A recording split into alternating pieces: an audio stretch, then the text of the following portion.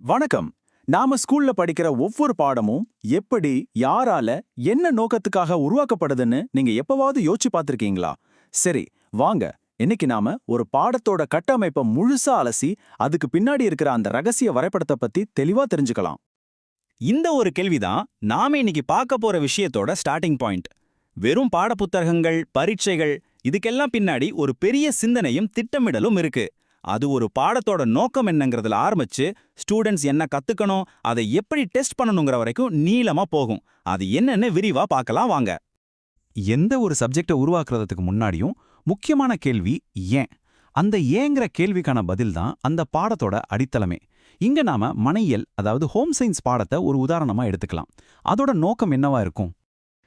முக்கியமான பாயிண்ட் இதுதான். இந்த ஸ்லைட்ல இருக்கிற மேற்கோள் மனையியலோட முக்கிய நோக்கத்தை ரொம்ப தெளிவா சொல்லுது.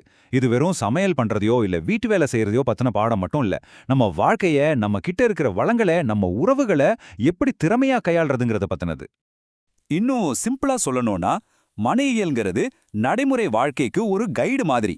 இது மாணவர்களை வெறுமனே படிக்க வைக்காம செயல்பாடுகள் மூலமா கத்துக்க வைக்குது. நிஜ உலகத்துல வர சவால்களை சந்திக்க அவங்கள தயார்படுத்துது. சரி, பாடத்தோட நோக்கம் இப்போ கிளியர். அடுத்து அந்த பெரிய ஐடியாவை எப்படி ஒரு முழுமையான பாடத்திட்டமா, அதாவது கரிக்குலமா மாத்துறாங்க. ஒரு பில்டிங்கோட ப்ளூ பிரிண்ட் மாதிரி பாடத்திட்டத்துக்கும் ஒரு தெளிவான அமைப்பு இருக்கு. இப்போ இந்த ஸ்லைட்ல ஒரு இன்ட்ரெஸ்டிங்கான விஷயம் இருக்கு பாருங்க. கத்துக்கிறதுங்கிறது வெறும் ஃபைனல் எக்ஸாம்ல மட்டும் இல்ல. இங்க பாருங்க, 40% மார்க்ஸ் வருஷம் முழுக்க மாணவர்கள் செய்யற ப்ராஜெக்ட்ஸ், அசைன்மெண்ட்ஸ்க்கு கொடுக்கப்படுது. மீதி 60% தான் பொது தேர்வுக்கு. இதுக்கு என்ன அர்த்தம்னா, வருஷம் முழுக்க நாம கத்துக்கிறதுக்கும் மதிப்பு இருக்குன்னு அர்த்தம். இந்த சப்ஜெக்ட 2 மெயின் பாகமா பிரிக்கிறாங்க. ஒன்னு நம்மளோட தனிப்பட்ட அன்றாட வாழ்க்கைய மையமா வச்சது. இன்னொன்னு நம்ம குடும்பம் மற்றும் சமூக உறவுகளை பத்தினது. இந்த மாதிரி பிரிச்சிருக்கிறது பேசிக் லைஃப் ஸ்கில்ஸ்ல இருந்து சமூக பொறுப்புகள் வரைக்கும் ஒரு லாஜிக்கலான பாதையில கத்துக்க உதவுது. இந்த மார்க்ஸ் டிஸ்ட்ரிபியூஷன் டேபிள பாருங்களேன். வளர்ச்சி மற்றும் மேம்பாடு, நமது உணவு மாதிரியான யூனிட்ஸுக்கு அதிக மார்க்ஸ் ஒதுக்கியிருக்காங்க. இதுல இருந்து என்ன தெரியுதுன்னா, எந்தெந்த வாழ்க்கை திறன்களுக்கு இந்த பாடத்திட்டம் அதிக முக்கியத்துவம் கொடுக்குதுங்கிறது ரொம்ப தெளிவா புரியுது. ஓகே, பாடத்திட்டத்தோட அமைப்பை பார்த்தாச்சு. இப்போ அந்த அமைப்புக்குள்ள நிஜமா என்னென்ன நிஜ உலக திறன்களை சொல்லிக் கொடுக்கறாங்கன்னு பார்க்கலாம். இதுதான் இந்த பாடத்தோட உண்மையான பலமே. உணவு பதப்படுத்துறதுல இருந்து வருமானத்தை நிர்வகிக்கிறது வரைக்கும், வீட்ல பாதுகாப்பா இருக்கிறதுல இருந்து நம்ம நுகர்வோர் உரிமைகள் வரைக்கும், இதில் இருக்கிற ஒவ்வொரு தலைப்பும் நம்ம வாழ்க்கைக்கு நேரடியா பயன்படக்கூடிய விஷயங்கள். இது வெறும் ஏட்டுப்படிப்பு கிடையாது, இல்லையா?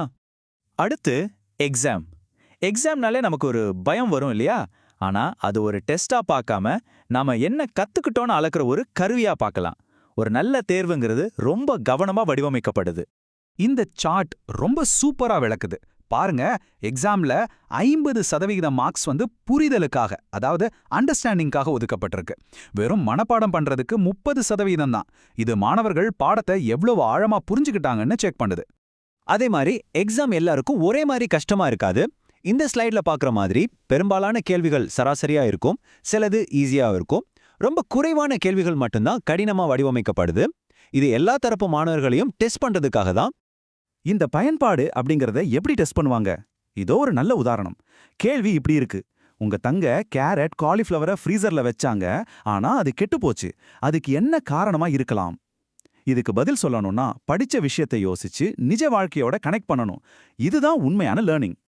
ஃபைனலா நாம இப்போ எல்லாத்தையும் ஒண்ணா இணைச்சு பார்க்க போறோம். அதாவது ஒரு பாகத்திட்டத்தோட நோக்கம் எப்படி ஒரு குறிப்பிட்ட பரீட்சை கேள்வியா மாறி அதுக்கு சரியான பதிலோட இணைக்கப்படுதுன்னு பார்க்கலாம். வாங்க, இந்த முழு ப்ராசஸையும் ஒண்ணா பார்ப்போம்.